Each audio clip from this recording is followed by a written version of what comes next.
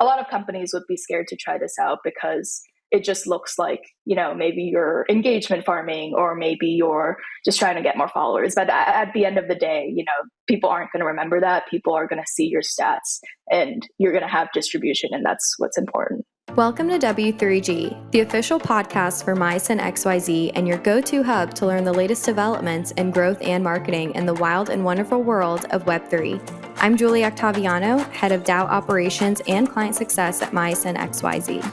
And I'm Blake Minho Kim, co-founder of Meissen XYZ. Each week, we'll talk to leaders in Web3 about the state of the industry, what they're building, and best practices around all things Web3 marketing and growth. W3G is a place for everyone to get smart in public together, whether you're Web3 native or novice. So tune in each week as we talk to the best and brightest so we can all grow together in the world of Web3.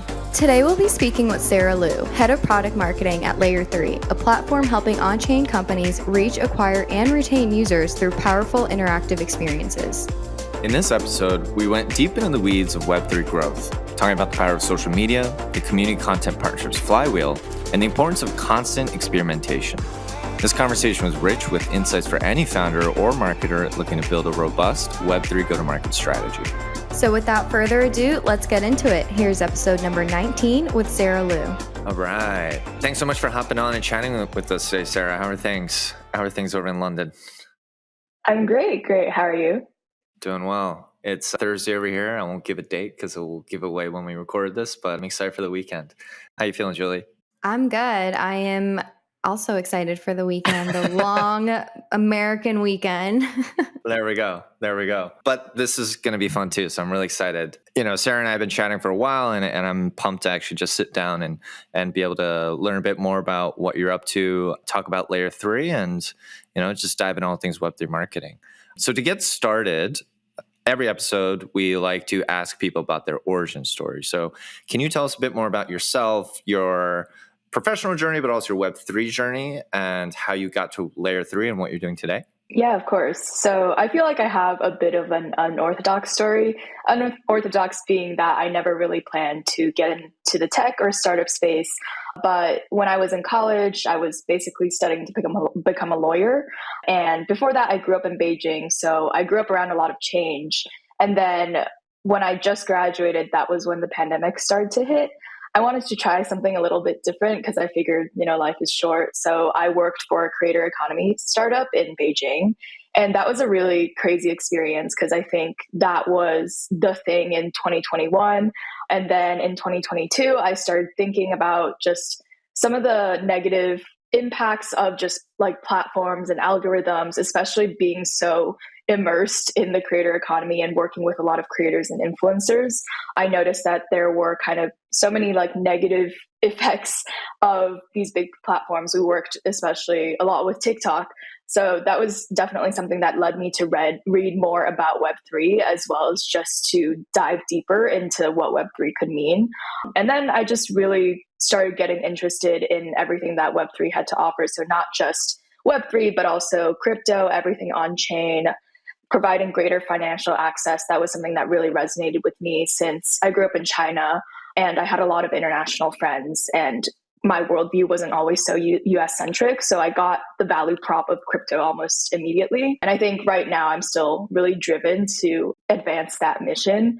So right now I'm working for Layer3, which is I like to say it's a combination between Duolingo and Product Hunt for crypto and Web3. So what you can do as someone who's new to crypto or someone who's even already immersed in crypto is you can come to our platform, you can complete educational and interactive quests, do stuff on chain, learn on-chain skills, and then through that you can track your progress and achievements through the platform. So it's actually a really fun way to just explore Web3 products, as well as just to get a sense of what the ecosystem is like. And we think it's an alternative to, discovering something on Twitter or Discord, where it can be very messy and often you have no idea what you're getting into. We're a fun and safe way to do that. So that's a very long-winded way of saying, I really believe in what Web3 has to offer. And I think that I definitely want to continue down this path. But yeah, I'm very young as well. So I'm learning as I go. And I think everyone in this industry is just trying to figure out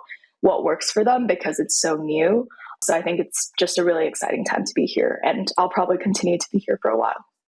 Yes, that's what we want to hear, right? Love the spirit. I actually had a question about going back to layer 3. So just to make sure you don't have to have any sort of product or technical literacy to engage on an app or platform. Like it's literally for anyone who is just curious about, I guess, the product side specifically within the space. Yeah, so I think, there's a lot of people building in Web3 because it's so developer friendly, and there's this spirit of forking a protocol, building on top of a protocol, building with each other. So it's very collaborative in terms of developing a product. And so you have this abundant, like ocean essentially of products and very vast ecosystems where you have an ecosystem with its own chain with apps built on top of it. You have something like Cosmos with app chains and like tokens for each chain and app. So there are a lot of products and organizations and DAOs and companies, so forth, building amazing things out there. But right now, I think Web3 just doesn't have the distribution or the friendly UX of some traditional Web2 platforms. And I think that's what Layer 3 is looking to provide. So anyone who you don't need to have Web3 or crypto experience. You don't even need to, we're aiming towards a vision where you don't even need to have a wallet to interact with Layer 3 and be on Layer 3. Right now you do, but it's essentially like you create a wallet and you're like, oh, okay, what do I do now? Because I imagine that all of our journeys with that first step probably took a long time and took a lot of figuring out.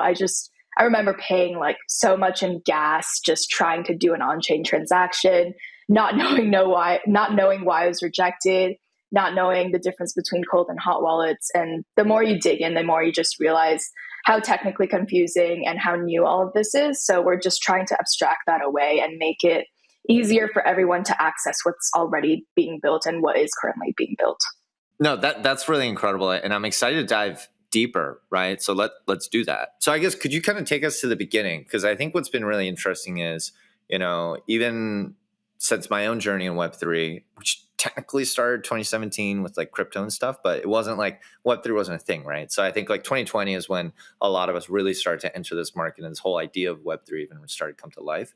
So would love to kind of hear about even your transition from, and it's actually interesting when you paint in that light, is Web3 is very similar to the creator economy in a different way, right? Where it's like, as you said, that framing of everyone could just fork, everyone is building, everyone's just putting out products. But I guess the difference between that and creator economy is I think creators are generally better at marketing their stuff than products in Web3 are. So we'll love to kind of take it all the way back to the beginning. It's like, how did you end up joining Layer 3? And then where were you guys at that point in your journey? Because what I would want to do after that is start to kind of go through that evolution of, bull market, bear market. They're very different kind of vibes and feelings and tactics, right? But let's just start with the journey.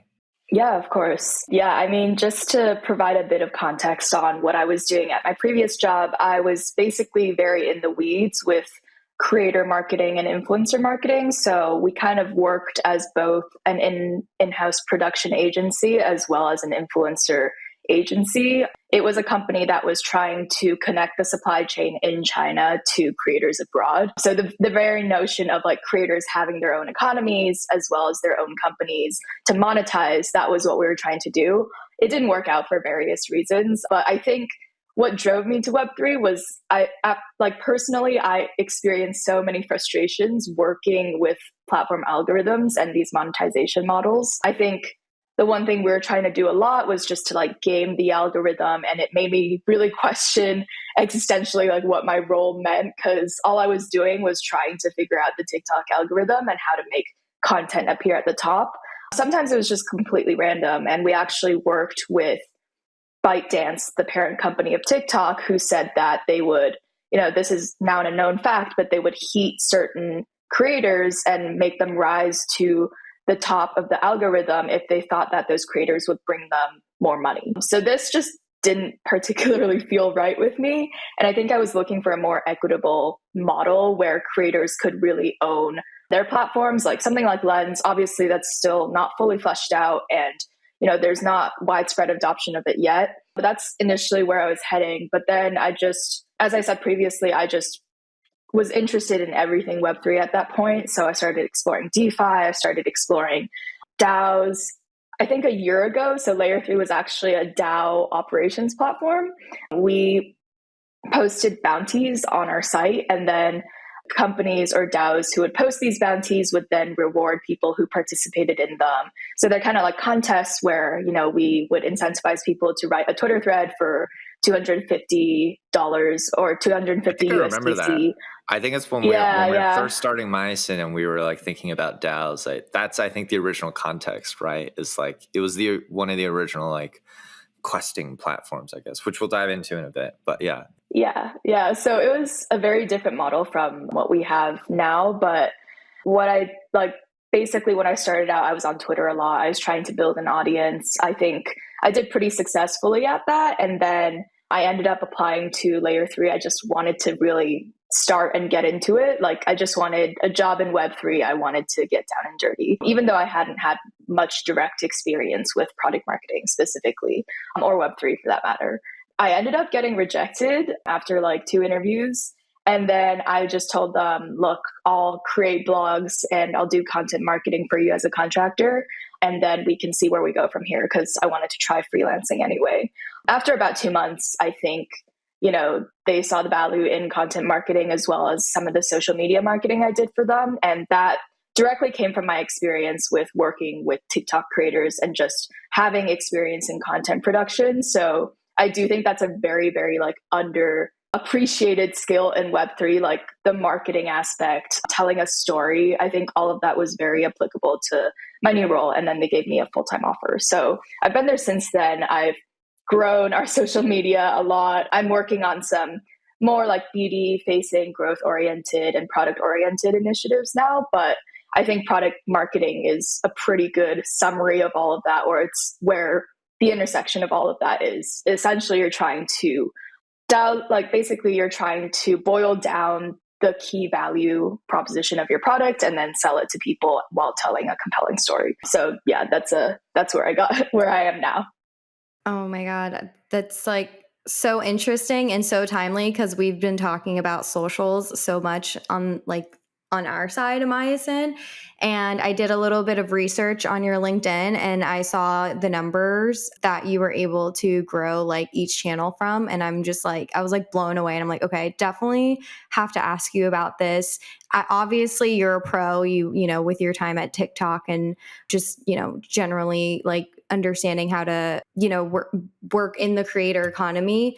So with that said, I would love to just I know Blake, you probably have a million questions, but I want to kind of take a step back to kind of the underrated part of Web3, as you mentioned, which is like the social and content creation and the storytelling that goes into that, and dig into what are some of the strategies that you implemented, I guess in general, right, within your early days of your career.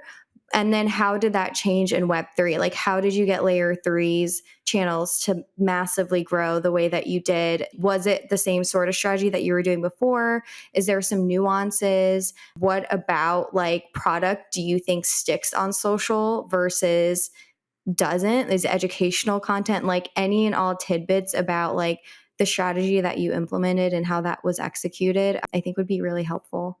It's interesting because I do feel like with social algorithms, there is a way to go about them, but it's also not something you can master 100% ever. Not if you're an engineer and you know how to code this one thing, you'll be able to master it. But I don't know if that's the experience with engineers. But basically at my last company, I think the one thing, and it was really different being in China too, just the pace that startups operate with there, the competition, it's just so fierce, so intense. It's honestly unlike anything I've seen working in American companies.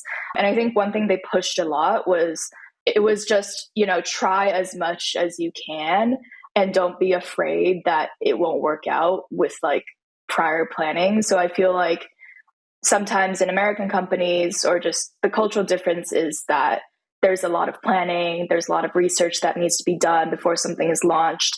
If you're in marketing, you probably have to appeal to multiple stakeholders, you have to get things reviewed. But when I was at my last startup, we were basically putting out content like almost every day, if not every week. And then, we were working with creators in-house who would come to us and we would write their scripts. We would try as many different things as possible. If it didn't work, we would just keep going. And there were a lot of times it didn't work, but we were never embarrassed to fail. And I think with marketing and Web2 marketing in general, probably a lot of people take a lot of time to think like, oh, what is going to be the impact of this one post? Or how are we maximizing for engagement? How are we like conveying the right message? But at the beginning, our social media with Layer3 was just very experimental. Like we tried like 5 different ways of posting. We tried to center on what worked. And I think what helped with knowing the TikTok algorithm was that the more you actually post, the more the algorithm prioritizes you as a creator and your posts. So the more they'll push it into people's feeds. And that's something I figured out very early on, was that, there's often this concern like, oh, if we post every day, will it annoy our audience? And I'm like, no, we post every day. We have content every day. Like, think of it from a user perspective. If someone is posting every day and you follow them, you're still probably only going to see them once a week. So we just have to maximize that reach. And then that was one of the key strategies I used with social. But I would say like our product driven strategy was also just as important. So we spent a lot of time trying to create this native growth loop in product that was very tied to social. So when we launched NFT rewards on Layer3, one thing we noticed was that we could mint NFTs as rewards for quests and then incentivize sharing by making users share the NFTs on Twitter before they could claim it. So this provided a really powerful growth loop in which we continue to iterate on this, but now we have a complete reward system that consists of like ecosystem achievements, NFTs, Discord roles, tokens, and more. But every time that users get these achievements, they're incentivized or prompted to share it. And I think this really worked because this was like a huge unlock for us. We realized people love collecting these. They wanted to share. It gave them some sense of like social clout. So this was a really effective experiment. But I think a lot of companies would be scared to try this out because it just looks like, maybe you're engagement farming or maybe you're just trying to get more followers. But at the end of the day, people aren't going to remember that. People are going to see your stats and you're going to have distribution. And that's what's important. That's so powerful. And I really like that because I think that's something it's actually something Julie and I were chatting about just the other day about a client that we work with. And I think sometimes not everyone is willing to experiment.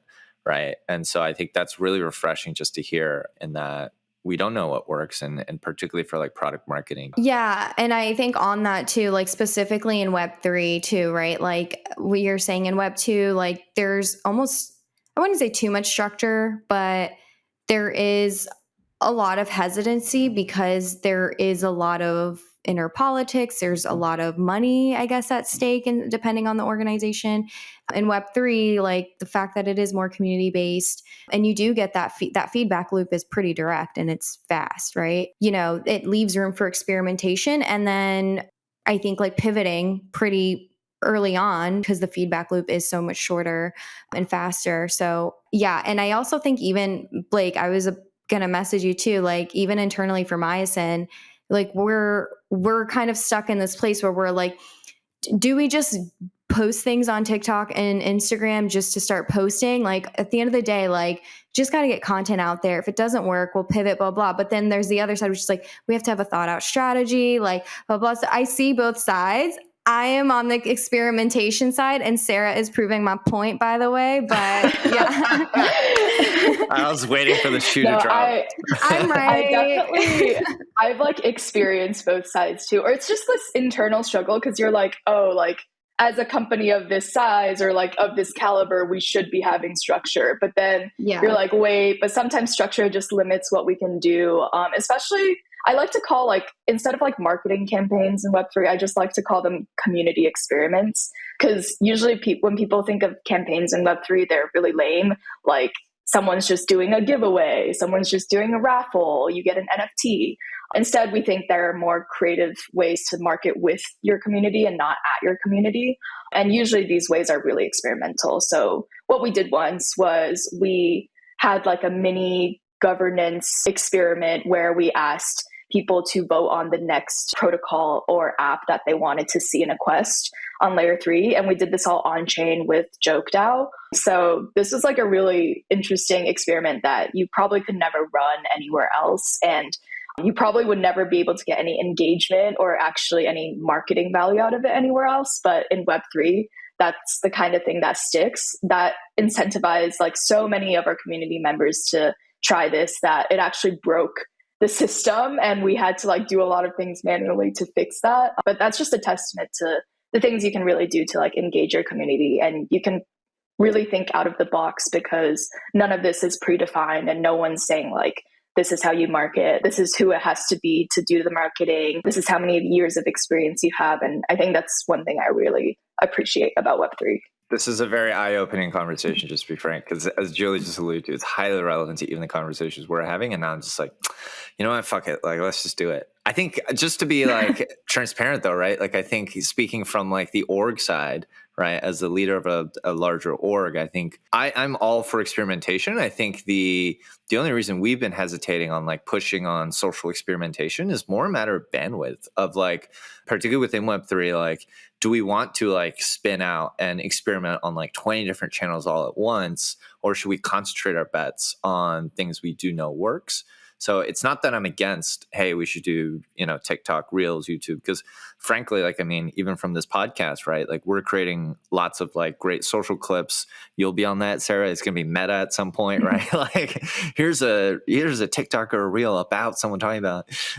So I think it's more just like TikTokception, right? TikTokception. Yeah. There we go. I think it's more like I'm happy to experiment. But the concern was always more, is it a good use of our time and bandwidth? Yeah. But I'm sure, I think we'll figure that out. I mean, it's fine. I'm right. It's all good. Just there are the magic words. Yeah. I'm not too proud to admit it. So that's good to hear. I would like to kind of bring it back to layer 3 a little bit too, though, right? Because I want to better understand like the evolution. Because as you said at the beginning, it was very focused on more like DAO. Would you say it was like DAO ops and I guess like allowing DAO contributors to participate, right? And giving them incentives. How and when did that evolution happen into what we know today, right? Where you're talking almost like Duolingo for Web3, which I like as a tagline. Like where did that happen overnight? Was it a natural like evolution? Yeah, I mean, thinking about the timeline, it's crazy because it's been about a year since we did our big pivot, and I can't believe it's already and only been a year. But basically, we were doing DAO operations in the sense that communities and DAOs would post contests on layer 3 where people could participate to earn crypto or tokens or just money in general. And then we noticed something that was kind of interesting. We noticed that a lot of these DAOs weren't coming to get good quality work from people or really coordinate work on our platform, but they were trying to market themselves and they were trying to get exposure for their brand through our platform. So a lot of the stuff they did, like incentivizing UGC, that was in service of them trying to market. So when we realized that, we were trying to test a few hunches we had with regards to, what would incentivize users as well. And we found that it wasn't the contest which, asked for like, oh, write a 500-word blog post for this amount of money, or write a tweet thread, or like, take a photo of our logo in front of the Eiffel Tower or whatever that really interested them. Instead, they wanted kind of early access and also access to the products that they were interacting with. And then we found that there was a lot of internal data. So we launched this thing called bounties, which are now kind of known as quests. But what you could do is that you could instantly verify any on-chain action and then get some sort of reward. So like an NFT or just XP on our site. And we found that, users loved these. There was way more traction for those than we ever had with the previous contests. It was also just really hard to moderate any submissions for the previous contests. You would have to filter through so much spam. Users often didn't follow instructions. So that was not as scalable as something that you instantly verify on chain and then instantly gave users a reward. I think that really clicked for both our users, our community, and for us. And we just kept doing these like daily bounties. Again, it was just experimenting with what worked, what didn't. A lot didn't work. Like a lot of the things we posted, we were like, okay, we should never do that again. But then we eventually found this cadence where now we have this very solid structure on what kind of quests work, what actions users like to take, and what kind of protocols they expect from us. So I do think it was this very experimental journey, which we shipped a lot of different features and products along the way. We just wanted to do it, to the point where we could actually experiment and get direct user feedback on that. And I think Discord is a very powerful tool for that. But yeah, I think that's the long-winded explanation of how we got here. That's great. And we love long-winded explanations. You're on a podcast after all, right? So don't worry. And actually, that's really interesting to hear. And I want to drill even deeper into that, right? Which is, I think we talk about experimentation, what works, what doesn't. I'd love to drill into what didn't work, right? Because I think there's so much to learn from, and that's how you got to where you are, right? Like constant iteration, experimentation, and, just trying things out.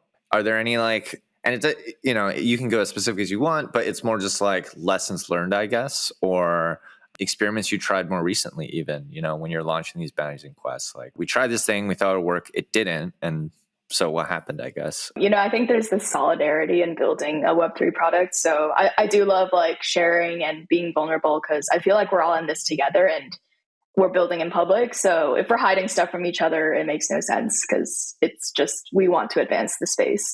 But yeah, I'm happy to share what didn't work, especially from the marketing side. I think for the product side, I can't speak as much, but for the marketing side, I think one thing that we see a lot and that we tried was having an ambassador program. So this initially was to kind of promote UGC and user-generated content, heighten brand awareness, and maybe have some connections between our communities and other communities that these ambassadors were in. We crafted this very complex, detailed, structured program where ambassadors were expected to moderate Discord, they were expected to create UGC, and they would also earn commissions for any partnerships they sought for us if that partnership led to a paying customer.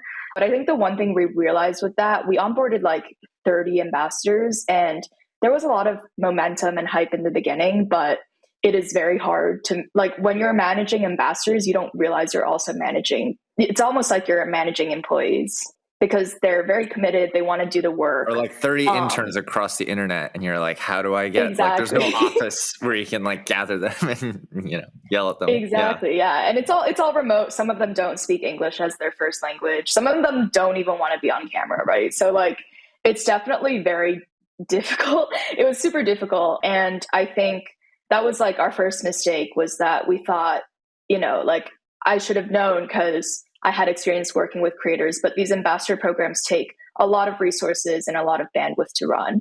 And every kind of Web3 protocol or project that I see thinking of a marketing solution, they usually do an ambassador program. I just want to shake them and be like, no, don't start out with an ambassador program. That's your first mistake. Because you'll spend more time trying to manage these ambassadors than what you'll actually get out of working together with them. So yeah, the main thing ended up being that communication between ambassadors and partners was really low quality. A lot of them demanded a lot from us. They were like, why aren't you giving me a full-time role? Where are my rewards for this? Even though it's a voluntary brand ambassador program. So I think on that side, we definitely learned a lot of lessons to keep our program very nimble, lean, rely on the ones that we could rely on the most. And again, it's just doing as much as we can with what we have. Yeah, that's just one, but I can elaborate on another one I can think of. But before that, we'll let you guys talk. First of all, I appreciate you sharing that. And that's actually I think a lot of listeners will find value in a lot of what we're sharing, both the good and the bad, because these are Web3 101 marketing tactics that I think any, CMO or head of marketing will probably be their first stop to explore. Things like partnerships in general. I guess I'll make it more general, content marketing, social media. And with that, there's a flywheel effect, right? I mean, this all rolls up into what is most of the time a Web3 go-to-market strategy. So yeah, I would kind of just like to get your take on how relevant that community versus content versus partnerships flywheel has been to your job and Layer3 in general. Yeah. And just how does that work? What portion is dedicated to what the most? And I'll leave it at that. But afterwards, I would love to drill in deeper into partnerships, what that looks like for you guys, and how that's evolved, what sort of organizations you guys typically work with. But first, start high level, community versus content versus partnerships flywheel, what that's like at Layer 3. Yeah, I think that's a great topic. Definitely like the go to community idea has been very prominent in Web3, and we've seen it with a lot of great communities like you guys, and then Safari, which is another community I'm in. It's definitely a great strategy. And I think that with us, it was a little different because one, we're like a two-sided platform. So we have a B2B and a B2C side. Our B2C side is the consumers and users of the product. And then our B2C side is the protocols and partners we bring on who then, acquire users through the usage of our platform. I guess that's the flywheel. We have our community of users who are very eager to try new products, explore, learn. And then we have the B2B side, which naturally wants to tap into these users who are already very crypto native. And I think there's definitely a very delicate balance in managing both sides. So I used to focus a lot on the B2C side. And I think the one thing that was really important to us was that we develop a community with the right incentives. So we always have focused our messaging around, you should come to this platform for a good experience, for things like exploration, for discovery, for learning. And your primary goal on this platform should never be to expect some kind of reward or financial gain. So I think that with that message in mind, a lot of people have been mad and a lot of people aren't willing to accept that. But I think it's really important because it just makes clear the priorities of what we're working on and how we're developing our roadmap. And again, I think it helps because, it makes a lot of our community realize that this is just not some low quality platform where they come to farm something, leave, and then never approach again. So it creates these habits and expectations that are very different from some of the other questing platforms that we see out there. And then the other thing is that I think a lot of products in Web3, they just don't take UX very seriously. So the reason we have Discord and the reason we have a vibrant community where we spend a lot of time in is because we think that it's an amazing product feedback type pipeline. So a lot of the ideas we've taken for our product are taken directly from Discord or from user feedback. And I think we're operating very openly with regards to that, while other companies, they have this feedback process, but maybe they don't actually implement anything. And with DAOs, it can get very long and unwieldy, and you never know if something's actually going to happen, which I'm sure you guys have experienced as well with DAOs. So yeah, I think, that's one aspect of it. Something that just came to me too is is FUD a very real thing for Layer 3? Is, as you mentioned, obviously being just upfront from the get-go, transparent about, what the value of this platform is and what to expect, but what not to expect, I think maybe sets the tone right away and can help counter any, misexpectations. But do you guys deal with FUD? Have you? Is that something that you regularly deal with? And do you find that Discord or any other, even crypto Twitter, does that help alleviate anything that does start to bubble up in terms of your community sentiment or your user sentiment? Yeah, I think we definitely have experienced FUD, and even the FUD we've experienced, some of it was directly directed at me in the past, which isn't a great experience because I think crypto Twitter can be very immature in the sense that they like having someone to pile onto. But yeah, I think it just kind of goes in cycles with market timing as well. That's just one thing we really can never control. And I think that we are lying to ourselves if we say crypto is not affected by market sentiment, because it's probably the industry that's most affected by market sentiment. We see an uptick in users when sentiment is good. We see we see churned users when the sentiment is bad. And that's just something that is very much out of our control. And I think the ways we've tried to control FUD in the past, it's been also a learning experience, because I think there are times when we've definitely tried to control it too hard. We're oh, here is all the stuff we're providing you. We're going to provide you with even more rewards. We're going to do all these things to make sure you don't feel this way. And then we've also tended on the other side of the scale, which is just like, we're not going to say anything and like you like it or you don't. I think, again, there's a balance and most people should probably meet somewhere in the middle. But I think there's no good way of really dealing with it. I think it's just the nature of the space. And one thing that we realized that was a good PR move was just to give people and the community as little as possible to complain about, especially in terms of when you're addressing FUD. Just like, don't give them anything that you think will set off an alarm or will set off like a reaction, essentially. Because when people are FUDing, they're not necessarily being bad or insensitive. They're just maybe, they've lost some money and maybe they got caught up in the FTX scandal. So you never know what they're feeling. And the only thing you can really do is be empathetic, but you still have to maintain some distance in the sense that you can't like help everyone. And sometimes like there's just not much you can do. But we always try to make sure that users feel heard and supported and their feedback is being taken seriously. And I think that's as much as anyone can do, really. That's super fair. Yeah. And I think especially, as you just said, like FUD is kind of the nature of the game. I am actually curious, like how you feel. This is a very open-ended question, but I guess like as we are in the depths of the bear right now, it seems like things are kind of turning around. TBD. I think there's more pain. I think a lot of people do.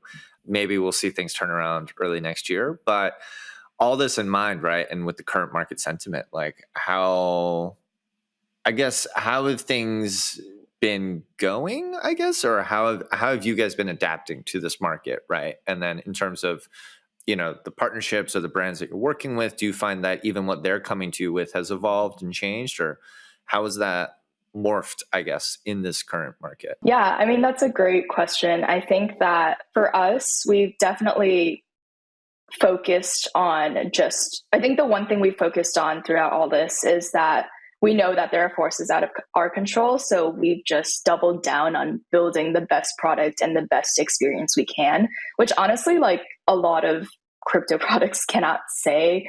The UX of crypto is just truly awful. We have to deal with a lot of it because we're in there looking for new protocols and new apps to bring onto our platform every day. And it's just generally very abysmal. I'm hoping it'll go in a better direction, but we know that we have a value prop from like being probably one of the best consumer facing apps in crypto right now with a lot of usage. We're growing our users every month. We're very keenly aware that, we are basically trying to make ourselves a sustainable product and company. And I think we're very much on our way of doing that. I think we're already on our way. So I do think that, I'm really looking forward to everything that's going to happen in the next few months. We've made a lot of product decisions and roadmap decisions that have really just generated excitement within the company. And I think we're working on a lot of stuff that will also fully integrate us within the Web3 ecosystem, if not already. So I think a lot of the stuff that has been in the works is definitely indicative of good times ahead and just general excitement. I think even despite being in a bear, because we have no token and because we don't have something that's inherently tied to financial value just on the user-facing side, we can focus on building our product. We don't have to deal with, if people fought our token, then what's going to happen in the next few months. I don't think we ever had those kind of doubts. So yeah, we're just focused on building the best product we can. That's good to hear. And honestly, yeah, having gone through, and played around with Layer3 a couple times myself, it can't be understood how important UX and a good experience is, which sounds crazy to say out loud, but it's very real in this space. So I appreciate that. Okay, perfect. So we are starting to come up on time. So I only have one or two left, and then I think we'll jump right into rapid fire questions. But I guess something that was kind of in the back of my mind yesterday when I was kind of like preparing and thinking this through is, as Layer3 continues to evolve, I guess, do you guys see a world in which you would want to partner with like more traditional brands? Because I think what's very interesting is you guys, what you're essentially doing is you're aggregating this entire community that is fast growing and continuing to grow of Web3 native users and teaching them about how to use different products. And right now, a lot of those products are on-chain, Web3 native companies. But, when we talk about mass adoption, we talk about traditional brands entering the space and starting to adopt more Web3 native collectibles, assets, the list goes on. Is that something that you guys are thinking about, or it's like in the distant roadmap and it's something, yeah, is that something you're thinking about, I guess? Or is it kind of just, no, we're going to focus on, being the best possible platform within the Web3 native space? Yeah. What's the thinking there? Yeah, I think because we're so focused on education and bringing people who are not previously Web3 literate to Web3, that's a very important focus for us. And as part of our go-to-market plan, which I've been crafting out for the past few months, that I guess that vertical or that category of companies is definitely on my radar. And we've actually worked with some of them in the past. So I think the most prominent one we worked with was Internet Game. And I think they were working with the Saw franchise to actually create like this kind of treasure hunt NFT system to promote the launch of the newest Saw. And then people could buy NFTs and do stuff on chain to get a chance to win a raffle where they would be invited to the London set or premiere. They would get free tickets to the news screening. They would get a bunch of other prizes like a Bored Ape. So that was really fun. And I think we tried that, and it definitely, brought attention to the fact that there are companies that aren't Web3 native, but are trying to penetrate the space. So that's always something that we're interested in working with. And I think there's a lot of potential to partner with companies who don't really understand the dynamics of the space and need to be directed a little. But the only thing is, I think a lot of these companies are afraid to really just dip their toes. So that just needs a bit more convincing from all of us, I think. But it really, I do think, is in the best interest of Web2 or like non-Web3 companies to do this kind of like native marketing. Yeah. And this is just me jamming out loud, right? But I think, on our end, we talk to a lot of L1s, L2s, right? And I think so many of them are really trying to win more enterprise corporate brand deals, right? And I think there's something there. I don't know what it is. Like, Sarah, you and I should jam on this separately, after this. But I think there is something there of like, it's not crazy to think of like striking up a partnership with an entire L2 that's hungry to work with more brands and kind of position this as, this is a distribution platform. This is a place where the people who would want this thing that we're launching, they live right here, and we can partner up, create that quest, that journey, so that, we can onboard those people much more easily. Because I think that's kind of that missing gap. And so it's something to think about. Exactly. Yeah. Exciting. Yeah, I mean, that's a great idea. So we can definitely talk about that. Let's jam on it. I'm excited. We're all collaborating. See, there you go.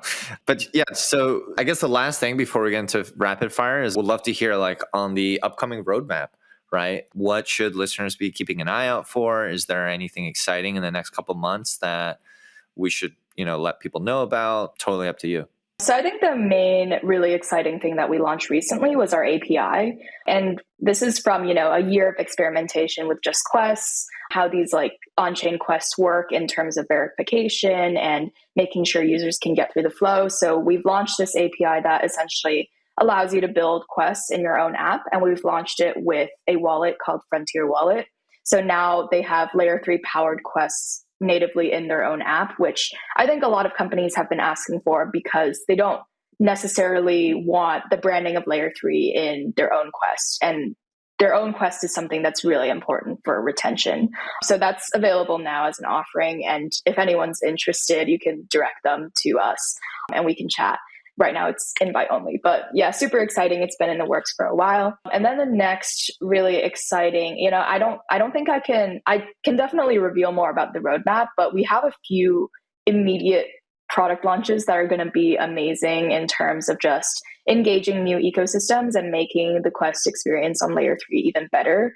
So I think those are the two big roadmap themes. The first is making the Layer3 experience even better. So more gamified elements, more social elements, making sure that people feel like this is a live platform and not just, something that they see through a screen. We want to make the platform seem more human and just make it as fun as possible. So we've already launched a few features to enable that.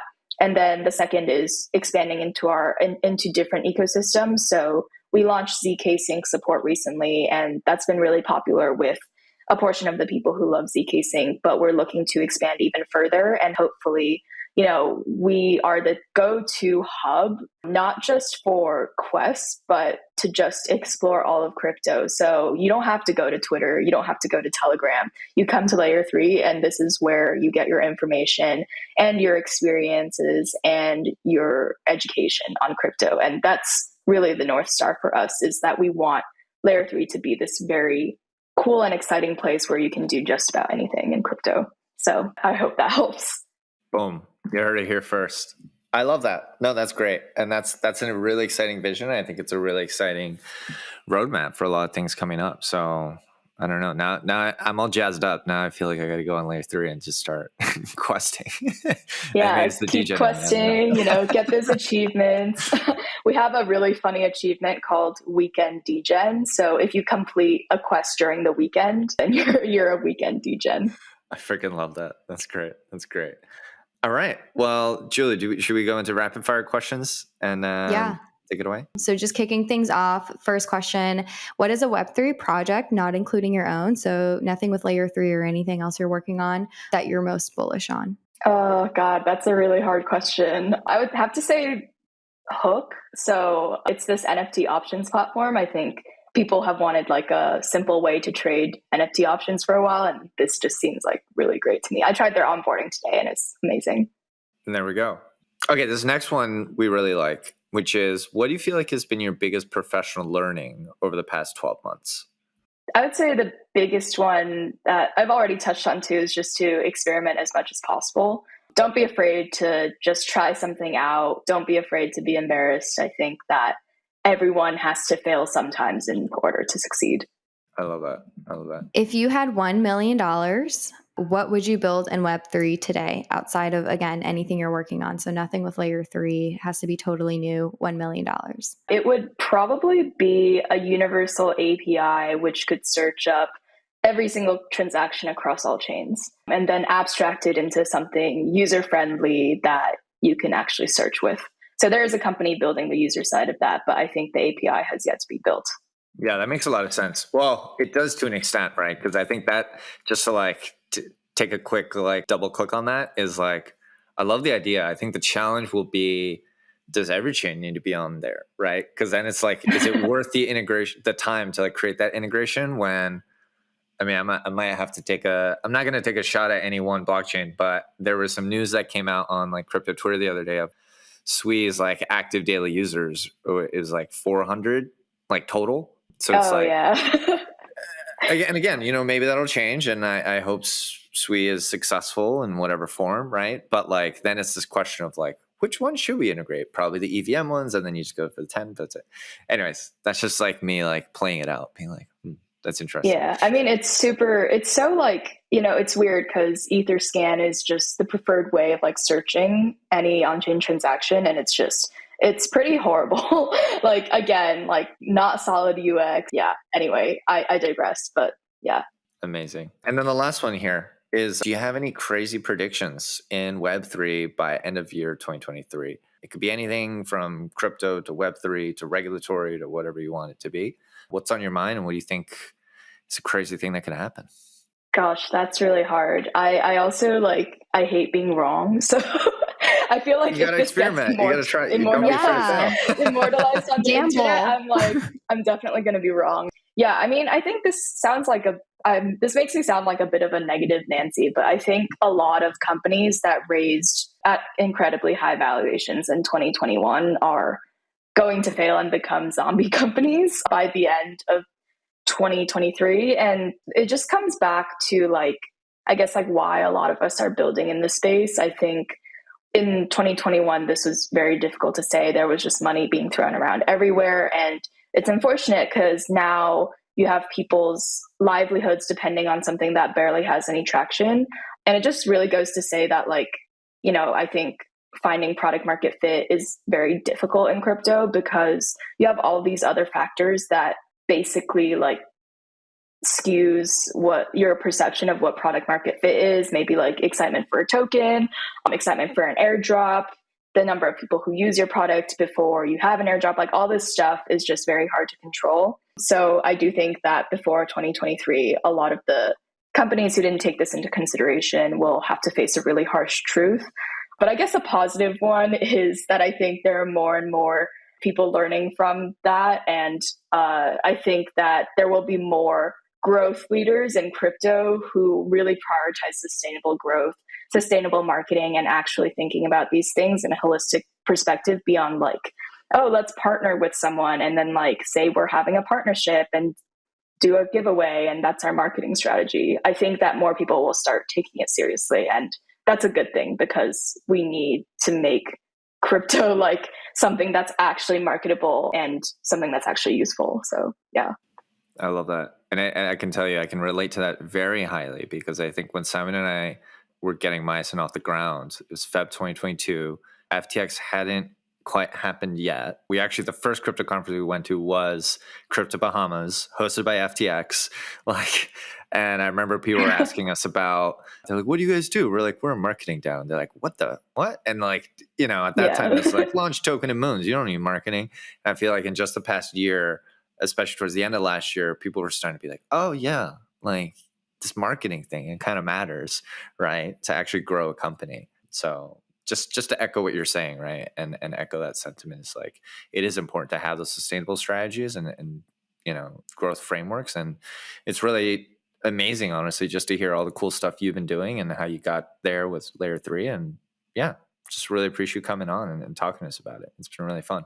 Yeah, of course. I mean, just to add to that, I'll keep it really short, but it's just some of the people I've talked to, it's just insane hearing about their marketing strategy, right? They'll be like, oh yeah, we're hiring like a residence memer, or like, we want our content strategists to like really know how to make memes on Twitter, or, all our marketing strategy is just like talking to people and like having these partnerships, and then that's it. But there's no like true distribution or engagement on either side. And it still shocks me that, some of these companies even got off the ground. But unfortunately, that is the case in terms of having too much money floating around. But you know what it is? It's not even that. I think it's like what happened in traditional tech just amplified, because now there's tokens and there's easier ways to monetize in a more digital world. But like, in Peter Thiel's 0 to 1, right? Like he wrote that quote unquote, when web3 was getting popular. And in literally his book, he's like, if you build it, they don't just come, right? Like product market fit requires a good enough product. It doesn't have to be perfect, but something that's good enough and a great go-to-market. There's countless examples of situations where, we're all building the plane as we fly, as I like to say, but it's just like getting that balance right. So it's been good. Yeah, for sure.